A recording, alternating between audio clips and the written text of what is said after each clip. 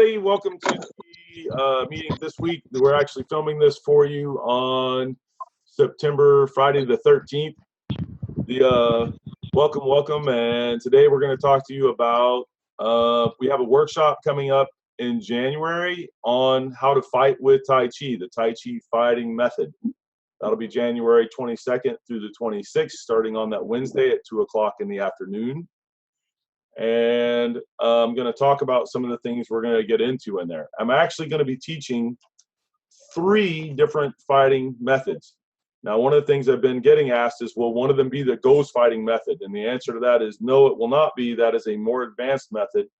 But the method, out of the 3 methods, method 2, which will take a good 2 days of training for people to really get to where they can start to do it enough, and then we're going to train it and practice it from there. That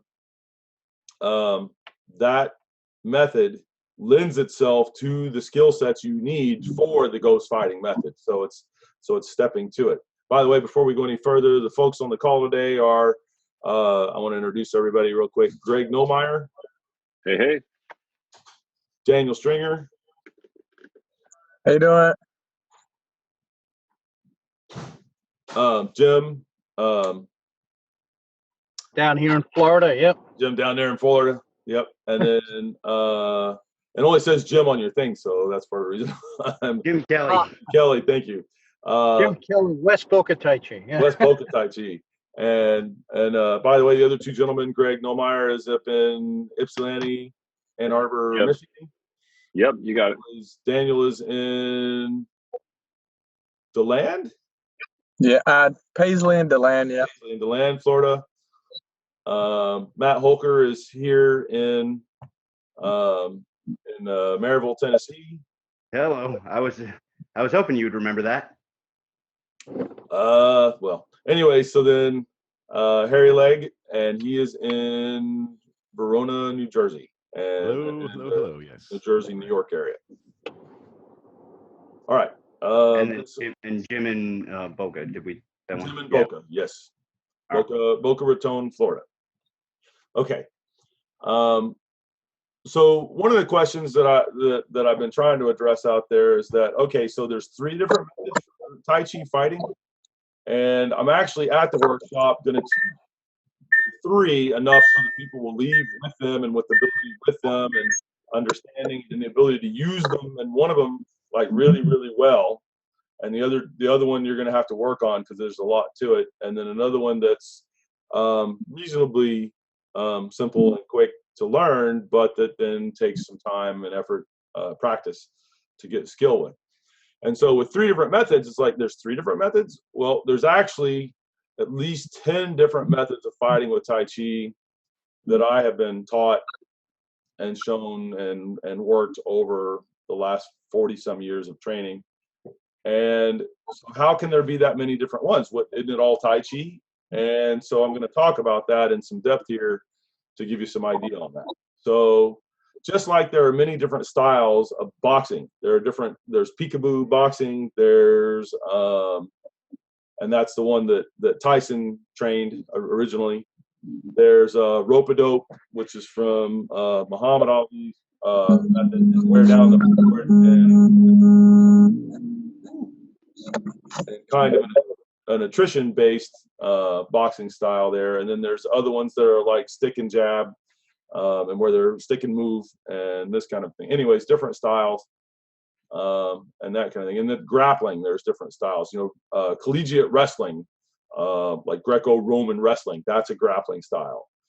Jiu-jitsu, that's Japanese from the original jiu-jitsu out of the temples there. And then there's Gracie or Brazilian jiu-jitsu, and that's its own type of grappling also. And then there's, in Kung Fu, you have Chin-A or Swai Jiao, the throwing and grappling, right? These kind of things. You've got monkey style that does all this grappling. And each of these things are going to work differently, even though they're all grappling, wrestling styles, jiu-jitsu styles, however you want to put this, seizing and grappling and throwing and that kind of thing. There are many different styles of fighting of Tai Chi, just like there's many different styles of those. the different styles of Tai Chi methods are due to a number of different factors, and I'm going to talk to you and give you some idea on some of those factors. One of them is that there are specific periods in time where Tai Chi hit a certain kind of a level of development or kind of collated into things that later became the full art of Tai Chi. And so one of its old Tai Chi prior to about 1700, not called Tai Chi back then, and there are different styles. In fact, about 8 or 10 different styles that a number of those styles kind of coalesced and grouped in and became what's known as Tai Chi today. You know, and when I say that, for several generations now, it's just been known as Tai Chi, and it's been codified in certain families or groups and that kind of thing. But they have influences from these old styles. One of them is like Hao Chuan, which is like loose boxing. One of them is Mian Chuan, which is cotton boxing. Cotton boxing kind of hit its stride or was a thing in the 1800s. And I find that a lot of the principles that really are the higher level principles in Tai Chi tend to come out of cotton boxing, but depending on the influences and what somebody had and who they learned from and where that came through and how and their experiences with it, what they did for a living a lot of times. If they were a caravan bodyguard, their Tai Chi was going to be a little different than somebody that was teaching Tai Chi to royal court family for, you know, where they're and that doesn't mean that you didn't have a royal court learning a real thing, but commonly it was, the idea was that if somebody was in the royal family, because of the pampered lifestyle, they weren't learning the hardcore Tai Chi. It was a lot easier, nicer, kinder Tai Chi. And that sort of begat some of what you see in Tai Chi today, where there's people doing sort of the flowery, floaty stuff, but there's no substance to it. And you see things happening that if you know your Tai Chi really well, you're going, they're breaking principles all over the place in a bad enough way that wouldn't be really very good for use for self-defense or fighting. Anyways, so time period has a factor in this, is what I'm saying, and then the styles that were being done at that time, and what they were doing with it, and how they were doing with it, and that kind of thing. There are specific schools and people and families, the Qin and the Yang, Qin style, Yang style, Wu style, Sun style, and certain things they were doing with the art and certain parts of the art that they sort of really grabbed a hold of and said, this is kind of how we do things, or this is the parts that we're emphasizing first or the most. And if you look at Qin style and then you look at like Wu style, you can tell that they're really coming from some different places in terms of what they emphasize and how they emphasize. And if you're fortunate, most of the time you can see some fighting stuff on Qin style pretty easily if you look on the internet and that kind of thing.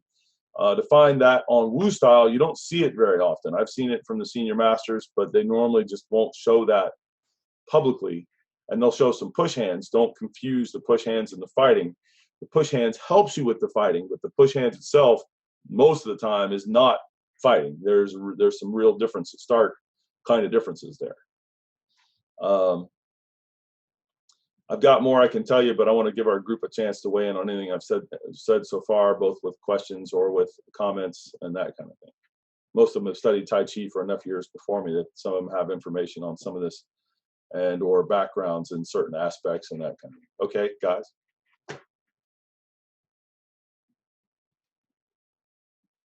All right. I guess I'll jump in.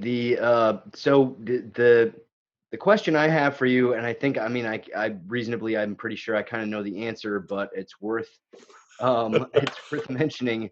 The question I have is, you know, a Tai Chi fighting method that really works, where you're going to really have fighting ability with Tai Chi, yep.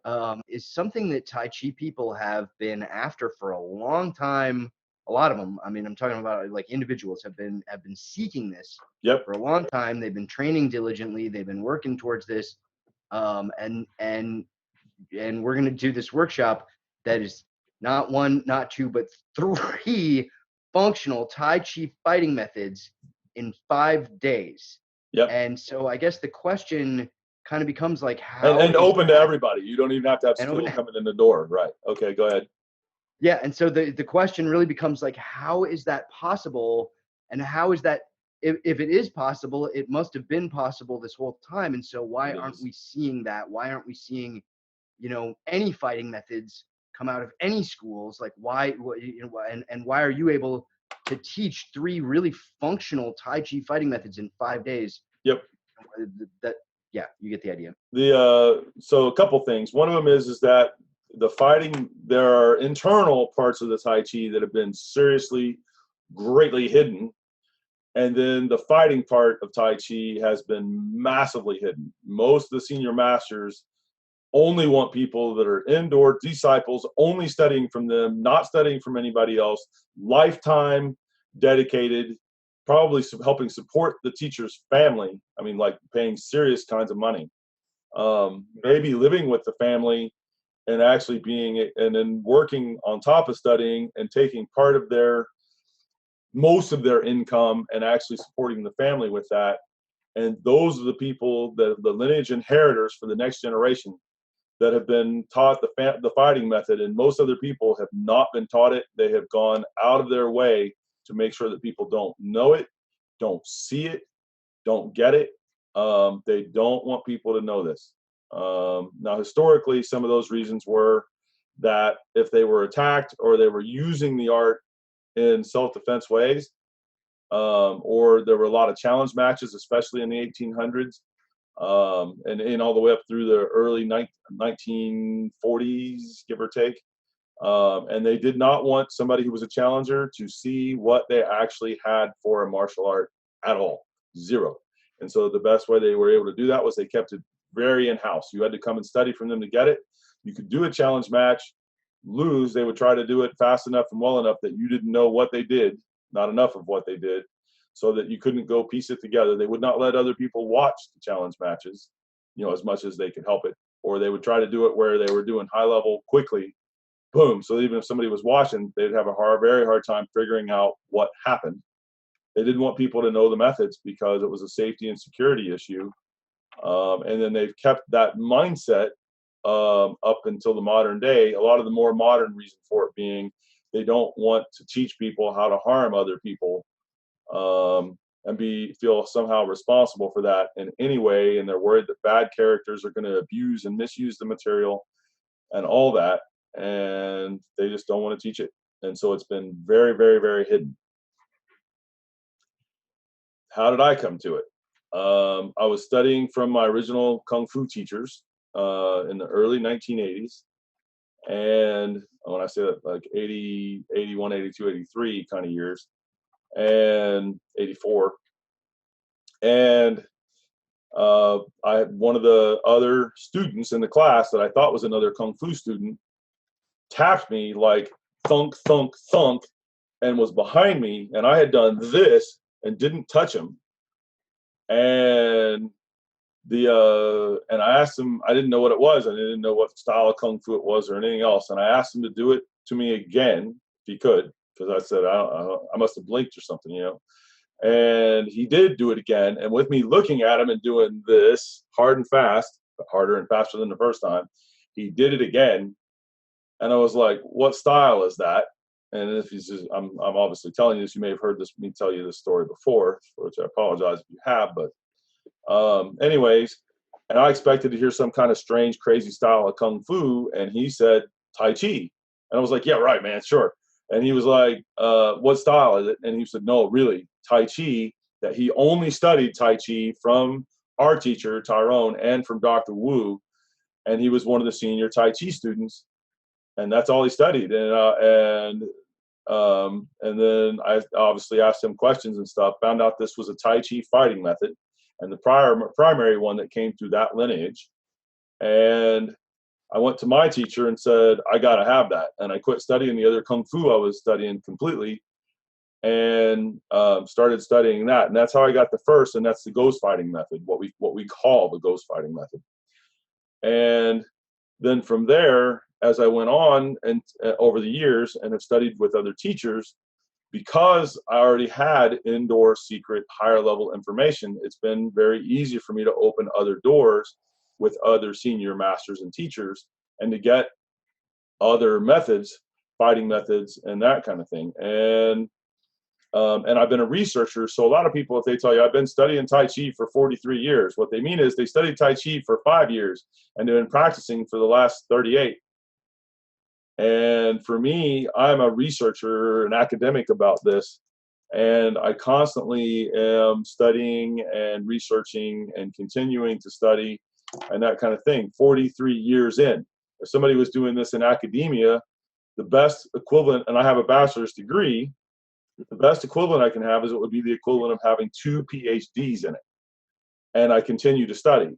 And I do that with senior masters that I study with who have told me that it is, and they have taught me how to learn from nature and from other things ongoing for when the day comes that I don't have them. But right now, there's still teachers like Uncle Bill that are alive and well and have the stuff. And I'm studying with them still. And we'll continue as long as I'm able and they're able to do that. And so with that, I end up getting higher level information because I'm studying. They can't teach me something that you taught a beginner because I already know that, right? And when I say that, I mean there are plenty of styles and methods and things where I've not seen that one, I don't know that one, and so then I learn it at whatever level's appropriate for where my education is. But if it's something in any of the styles or methods that I know, and they're going to teach me on that, then they could teach me something I already know, but they're not going to do that. Now, I have had teachers refuse to teach me because they saw what I had and were like, oh my God, and no, I'm not teaching you anything. But I've had way more than a few very friendly, open teachers when they realize what I have and that I am responsible with it and all those kinds of things. Teach me sometimes with, hey, you can just, it's here you go. And when you have students at the appropriate level, they can learn that. Sometimes they'll show me stuff and go, you can't teach this to anybody except for your senior students once they reach that level, or I don't want you to teach this publicly at all, or different odd and end things. Anyway, so and so does that answer the question, or did I leave out part of it? No, I think that answers the question. But it does kind of beg another question, which is, you mentioned that a lot of the teachers don't want to teach this stuff because they're worried that it'll get in the wrong hands, that people will misuse it. And you don't seem to be as worried about that, really, not really at all. I find that the work is hard, that there's enough work, and everybody starts at the beginning. They either start at basic skills level 1 normally, or they start at push hands level 1. Like that, or when we're talking about something like the fighting method, they're still going to have to come, put in the 5 days. They're still going to have to go home, practice that material, and work on that material. And if they're really wanting it for bad, nefarious purposes, they'll either go get a gun in today's society, or they'll go get a baseball bat or a pipe wrench, or any number of other things, or we're in East Tennessee, a lot of people here carry a knife. They'll get their knife. This is my knife. Yeah, this kind of a thing. And they'll look for much more expedient, easy ways to harm people.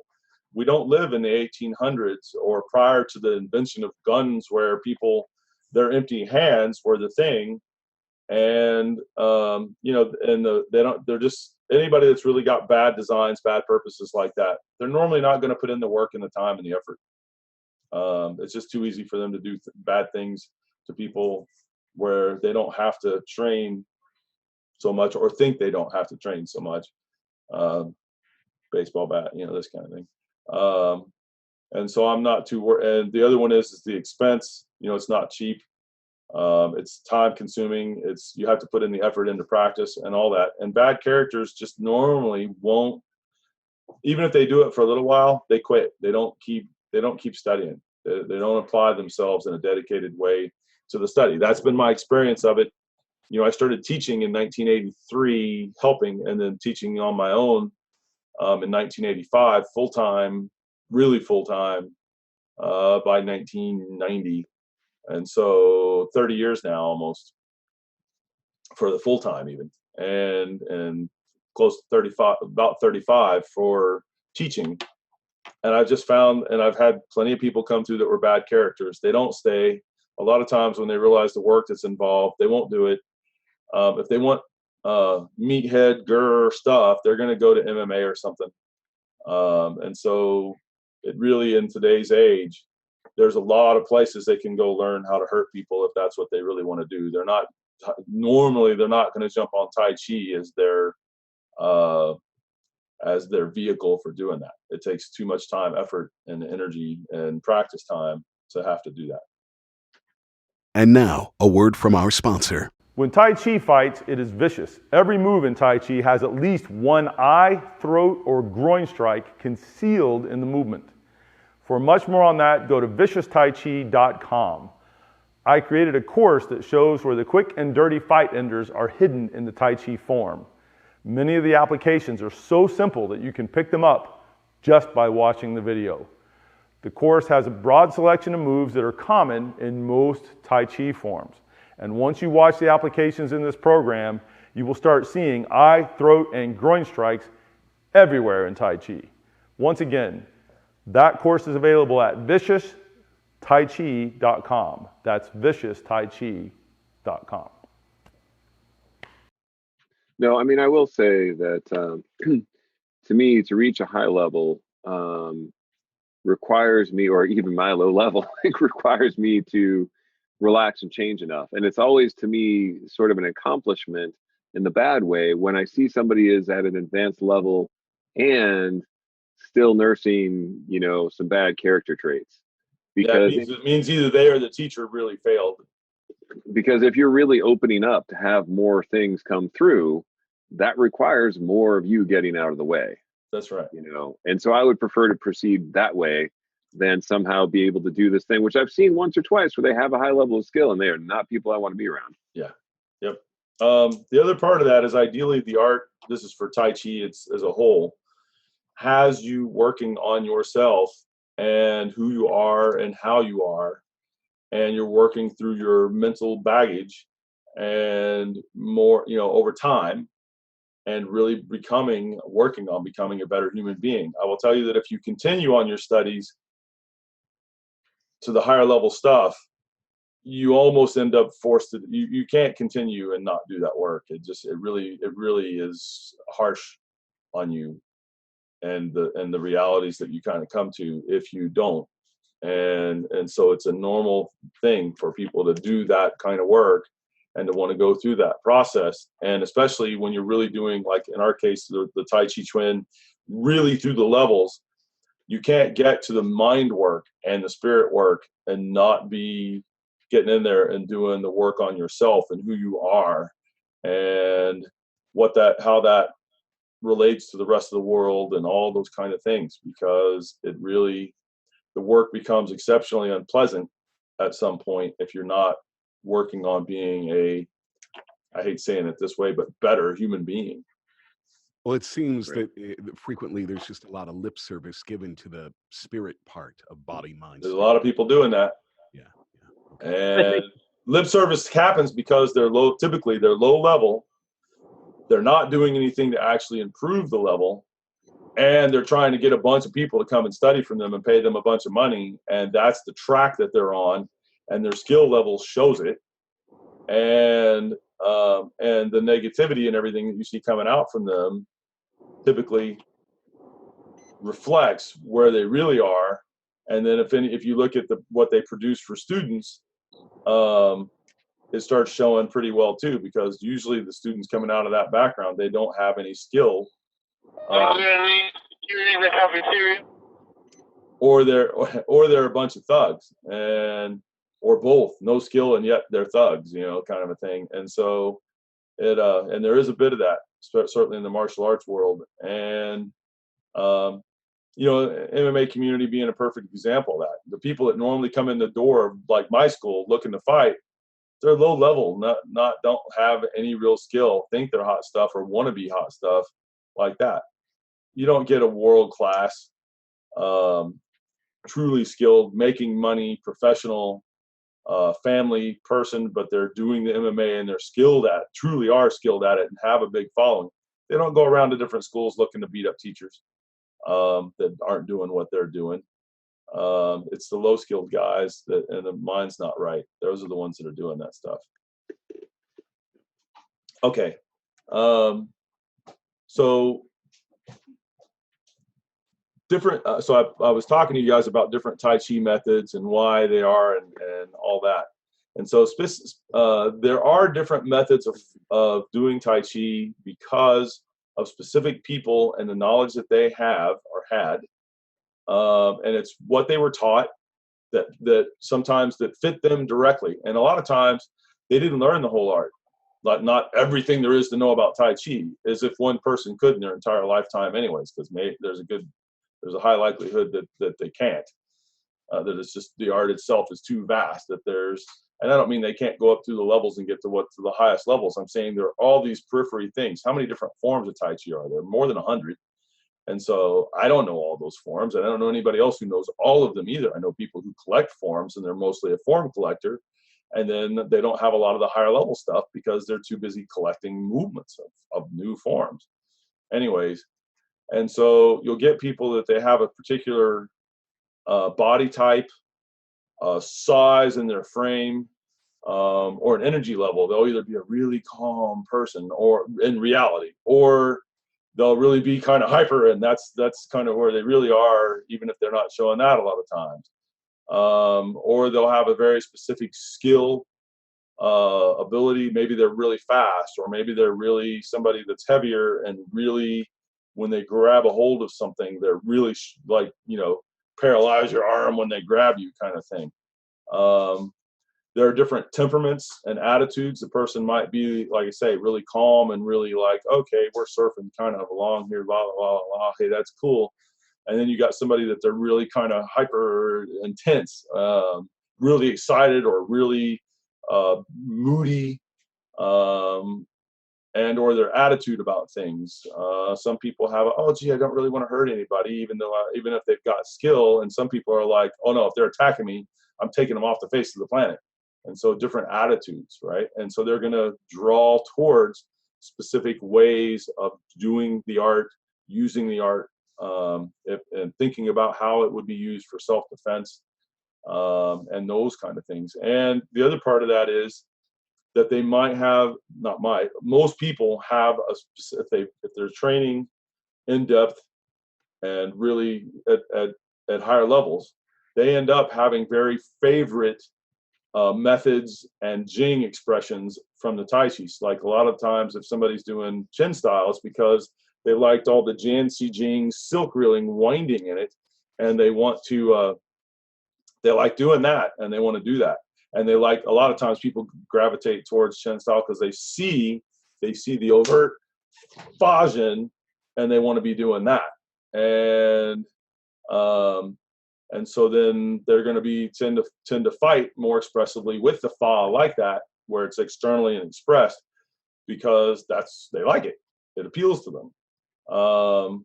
You'll get people in, like for the ghost type fighting method, it's got to be somebody that really is doing typically a more flowy method. And there are even Chen style people doing that. They're not as publicly well known because everybody sees the hard one, but there are people doing that. And so there's all these things that determine how a person's going to apply the art, what kind of things they're going to gravitate to, what a senior teacher who knows a number of methods is going to be basically helping them with the most based on who they are and what they are. And what's their use going to be? Do they really need to defend themselves? Maybe they're in a job where they're going to likely need or use that, and so then they're going to try to give them a method that's very, conducive to that and helpful to that, and then catering to that person what they're doing or what they need to do if they're in a situation. A lot of times in security or in my teacher Tyrone, he worked in the insane asylum. And he was a smaller dude, and anytime they had a big monster 300+ pound guy who was a maniac, they would go get him to subdue the person because they weren't allowed to hurt them, and the maniac was trying to kill whoever was next to him. And so Tyrone would use the ghost method that type of stuff in order to do that work, because if he went in with a hard method, he was going to break the person up into little pieces in order to defend himself, and then he was going to be out of a job right then, and maybe brought up on charges if it was like, hey, you did that on purpose, you didn't have to hurt him like that. So you get the idea. And An example I'll use here is that Yang Ban Ho, who was the uncle of Yang Xiaohu, Yang Ban Ho did a hard method. He was known as Red Hand Yang because every time he reached his hand out, the story is he pulled it back and there was blood on his hand from the other person, Red Hand Yang. His nephew, Yang Xiaohu, who learned directly from him and with him, and obviously they had direct family relationship there, is very well known for the soft method and the ghost fighting type method. And so very related and very, obviously they were in the same circles enough. They could have been doing the exact same method. And they weren't. They were doing methods that were pretty opposite of each other. So, and you can find that in enough of the Tai Chi classics or online. If you typed in like Yang Ban Ho and Yang Xiaohu, you're going to see what I'm telling you. They're going to talk some about what I'm telling you. Anyways, okay. Any questions about any of that? Nope. Good. So to see our page on that, to see about signing up for that January workshop, TaiChiFighting.com. So Tai, T-A-I-C-H-I, Fighting, F-I-G-H-T-I-N-G.com will take you to the page on that and give you some, whole rundown on a bunch of the kinds of things that we're teaching in that workshop, what we're guaranteeing for you in that workshop. And there's some pretty good guarantees. One of the methods is one that comes off of what they call the hard method. By the way, you will be able to tell every single method is actually Tai Chi. There won't be a mystery about that. So it won't be like, okay, this looks like boxing, but you're saying it's Tai Chi. Every method, it will be clear as crystal that it is Tai Chi. And so that's important. There are a lot of people out there that are doing boxing and they say, hey, I'm doing Tai or kickboxing or that kind of thing. Hey, I'm doing Tai Chi. And then you're looking at it going, I don't see any Tai Chi. And maybe they're putting or trying to put some Tai Chi skills into their boxing. Not that. That's nice that they're able to do that. And I recommend if you're a boxer, sure, put some Tai Chi skills in there. But a Tai Chi fighting method that really is a Tai Chi fighting method, it looks like Tai Chi to somebody that knows anything. Some of it you don't have to know anything about Tai Chi. You see it moving and people go, okay, that looks like really fast Tai Chi.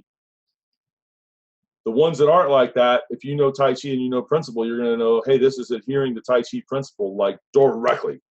It's not something else. And that's important. And I'm saying that because of the amount of making things up that's gone on in the world today because of how much the arts have been hidden. And so this isn't made up. This is actually coming from the senior masters. You will be able to tell that. There won't be a mystery about it. All right. TaiChiFighting.com. If you've got any questions or comments for us about anything we talked about today or things you'd like us to talk about, please come on and put it in the comments below where you see this posted.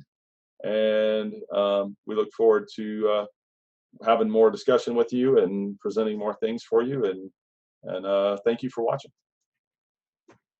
Yeah, if you have questions about the Tai Chi fighting stuff, please do go to TaiChiFighting.com first and read what's there. I know Sifu Clear put a lot of time and effort into putting together the material that's on that page to be very informative. I want people to be able to use it as a resource. And so it's not just selling the course, it's talking about things that go on with the Tai Chi for the fighting method enough that, and we're referencing some specific information from the Tai Chi classics. And this is always Tai Chi Chuan. And the difference between Tai Chi Chuan and Tai Chi is just that the Tai Chi is more like the philosophy and the principle. The art form normally referred to as Tai Chi is actually Tai Chi Chuan.